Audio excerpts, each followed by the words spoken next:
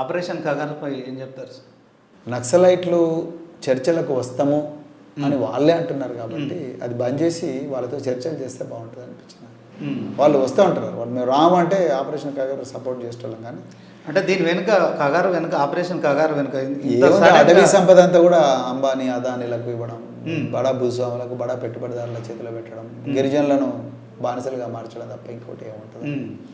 అంటే నాకు అంటే నక్సలైట్లు వాళ్ళు నిజంగా వాళ్ళు మేము చర్చలకు వస్తామని అంటున్నారు. వస్తామన్నప్పుడు మనం డోర్ ఓపెన్ చేయాలి.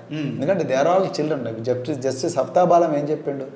Republic cannot kill its own children అని చెప్పిండు. So in that case when republic cannot kill its own children, then when the children of the republic are pleading to be negotiated. So I think Republic should listen to them and they should open the doors. అంటే చర్చలకు పిలవాలి republic అనేది. అట్లా పిలవకుండా operation సింధూర్లో పాకిస్తాన్లతో చర్చలు జరుపుతారు, మరి operation కగార్లో సొంత దేశ బిడ్డలతో ఎందుకు చర్చలు జరుపుతారు? దేశం వెలుపల కొట్లాడాలి, దేశం లోపల చర్చలు చేయాలి, కానీ రివర్స్ అయిపోయింది. ఓకే, రివర్స్ అయిపోయింది.